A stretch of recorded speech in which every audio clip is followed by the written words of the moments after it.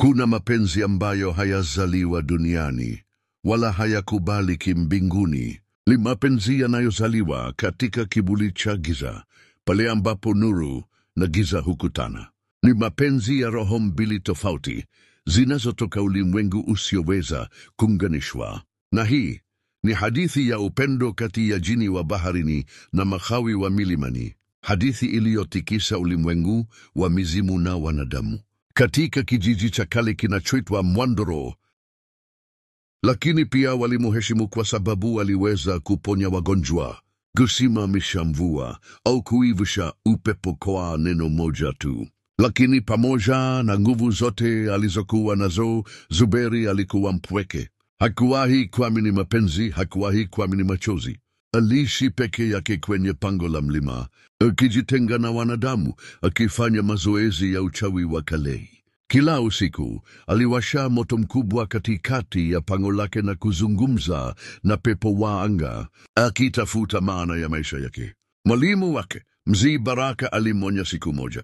"Mwana wangu," alisema kwa sauti ya uzi na hekima, "ukiwahi kupenda jini au kiumbe wa maji, damu yako itachomwa na moto wa giza. Ulimwengu wa maji na wa uchawi havichanganyiki. Ukivunja sheria hii, utavunja usawa wa dunia. Lakini moyo wa binadamu ni kama bahari, hawezi kudhibiti mawimbi yake." Na usiku mmoja hatima ilimkuta Zuberi. Alikuwa akikusanya mimea kando ya bahari, chini ya mwezi mkali uliowaka kama almasi angani. Ghafla, upepo mkali ulivuma na maji ya bahari yakaanza kung'aa kwa mwanga wa buluu. Kutoka ndani ya mawimbi, aliibuka mwanamke wa ajabu kupindukia.